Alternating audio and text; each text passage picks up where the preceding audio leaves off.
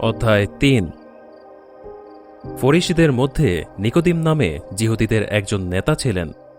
এই ব্যক্তি রাতের বেলায় যিশুর কাছে এলেন।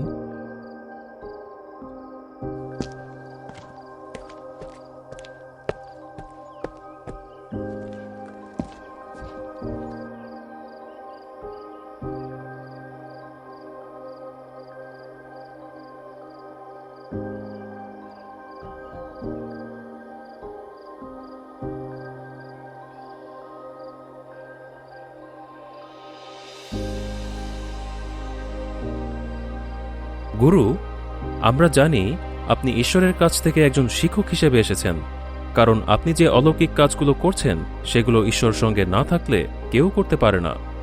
এই কথা শুনে যিশু তাকে বললেন, আমি তোমাকে সত্যি সত্যি বলছি, আবার জন্ম না নিলে কেউই ঈশ্বরের রাজ্য দেখতে পায় না। নিকোদিম তাকে বললেন, একজন ব্যক্তি প্রাপ্তবয়স্ক হওয়ার পর কিভাবে আবার জন্ম নিতে পারে? সে কি তার মায়ের গর্ভে প্রবেশ করে আবার জন্ম নেবে? যিশু উত্তর দিলেন, আমি তোমাকে সত্যি সত্যি বলছি, জল এবং পবিত্র শক্তি থেকে জন্ম না নিলে কেউই ঈশ্বরের রাজ্যে প্রবেশ করতে পারে না। কারণ যারা মাংসিক দেহে জন্ম নেয় তারা পার্থিব, আর যারা পবিত্র শক্তি থেকে জন্ম নেয় তারা স্বর্গীয়। আমি তোমাকে এই কথা বলেছি বলে আশ্চর্য হইও না। তোমাদের আবার জন্ম নিতে হবে। বাতাস যেদিকে ইচ্ছা করে সেদিকে বয়ে যায়, আর তোমরা সেটার শব্দ শুনতে পাও, কিন্তু সেটা কোথা থেকে আসে আর কোথায় চলে যায় তা তোমরা জানো না।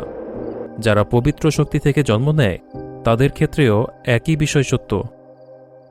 তখন নিকোদিম তাকে বললেন, এই সমস্ত বিষয় কেমন করে হতে পারে? যিশু তাকে উত্তর দিলেন, তুমি ইসরায়েলের একজন গুরু হয়েও কি এই সমস্ত বিষয় জানো না? আমি তোমাকে সত্যি সত্যি বলছি, আমরা যা জানি তা বলি এবং যা দেখি সেই সম্বন্ধে সাক্ষ্য দিই, কিন্তু তোমরা আমাদের সাক্ষ্য গ্রহণ করো না। আমি তোমাদের পার্থিব বিষয় বললে তোমরা যদি তা বিশ্বাস না করো, তাহলে স্বর্গীয় বিষয় বললে তা কিভাবে বিশ্বাস করবে? কোনো মানুষই স্বর্গে যায়নি, কেবল একজন ব্যক্তি রয়েছেন যিনি স্বর্গ থেকে নেমে এসেছেন, আর তিনি মনুষ্যপুত্র। আর মসি যেমন প্রান্তরে সেই সাপকে উঁচুতে ঝুলিয়ে দিয়েছিলেন, তেমনি মনুষ্যপুত্রকে উঁচুতে ঝুলিয়ে দেওয়া হবে, যাতে যে কেউ তার উপর বিশ্বাস করে সে অনন্ত জীবন পায়।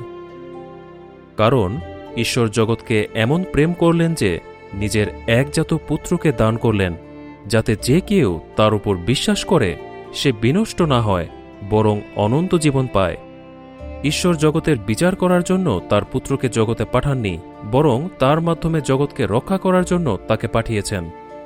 যে কেউ তার উপর বিশ্বাস করে তার বিচার করা হবে না, কিন্তু যে কেউ বিশ্বাস না করে তার বিচার হয়ে গিয়েছে, কারণ সে ঈশ্বরের একজাত পুত্রের নামের উপর বিশ্বাস দেখায়নি। বিচারের ভিত্তি এই, আলো এই জগতে এসেছে, কিন্তু লোকেরা আলোর পরিবর্তে অন্ধকার ভালোবেসেছে, কারণ তাদের কাজ মন্দ। যারা মন্দ কাজ করে থাকে তারা আলোকে ঘৃণা করে, আর তারা আলোতে আসতে চায় না, এই ভয়ে যে তাদের কাজ প্রকাশ হয়ে পড়বে। কিন্তু যে কেউ সঠিক কাজ করে সে আলোতে আসে, যেন তার কাজ যে ঈশ্বরের ইচ্ছা অনুযায়ী হয়েছে তা প্রকাশ পায়।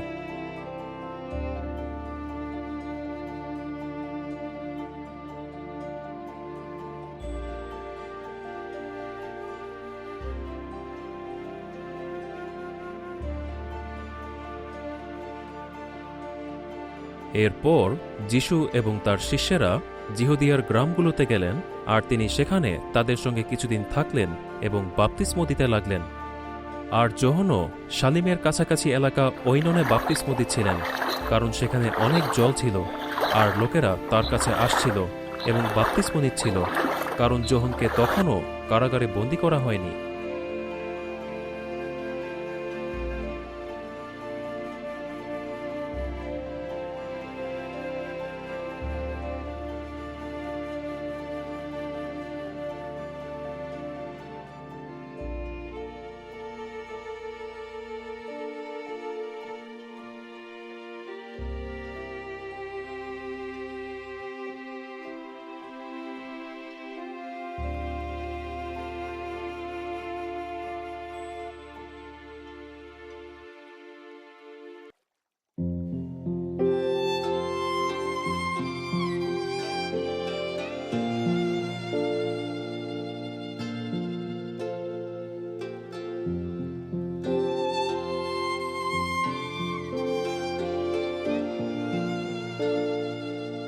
তখন সূচীকরণের বিষয়টা নিয়ে একজন জিহুদীর সঙ্গে যোহনের শিষ্যদের তর্ক হল, আর তারা যোহনের কাছে এসে তাকে বলল, গুরু, জর্ডনের ওপারে যে ব্যক্তি আপনার সঙ্গে ছিলেন এবং যার সম্বন্ধে আপনি সাক্ষ্য দিয়েছেন, দেখুন তিনি বাপ্তিস্ম দিচ্ছেন আর সবাই তার কাছে যাচ্ছে। তখন যোহন তাদের বললেন, স্বর্গ থেকে দেওয়া না হলে একজন ব্যক্তি কিছুই লাভ করতে পারে না। তোমরা নিজেরা আমাকে এই কথা বলতে শুনেছ, আমি খ্রিস্ট নই, কিন্তু আমাকে তার আগে পাঠানো হয়েছে। যে কনে পায় সেই ব্যক্তি বর, কিন্তু বরের বন্ধু যখন উঠে দাঁড়ায় এবং বরের কথা শুনতে পায়, তখন সে বরের রব শুনে অনেক আনন্দ করে।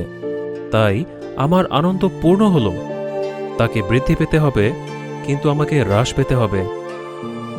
যিনি উপর থেকে আসেন তিনি সকলের ঊর্ধ্বে। যিনি পৃথিবী থেকে, তিনি এই পৃথিবীর, এবং তিনি পার্থিব বিষয় সম্বন্ধে বলেন। যিনি স্বর্গ থেকে আসেন তিনি সকলের ঊর্ধ্বে। তিনি যা দেখেছেন ও শুনেছেন সেই সম্বন্ধে সাক্ষ্য দেন, কিন্তু কোনো মানুষ তার সাক্ষ্য গ্রহণ করে না। যে কেউ তার সাক্ষ্য গ্রহণ করেছে সে এই বিষয়ে নিশ্চয়তা দেয় যে ঈশ্বর সত্য। ঈশ্বর যাকে পাঠিয়েছেন তিনি ঈশ্বর যা বলেন তাই বলেন, কারণ ঈশ্বর পবিত্র শক্তি অল্প পরিমাণে দেন না। পিতা পুত্রকে ভালোবাসেন এবং তার হাতে সমস্ত কিছু দিয়েছেন। যে পুত্রের উপর বিশ্বাস করে সে অনন্ত জীবন পায়, যে পুত্রকে অমান্য করে সে জীবন দেখতে পাবে না, কিন্তু ঈশ্বরের ক্রোধ তার উপর থাকে।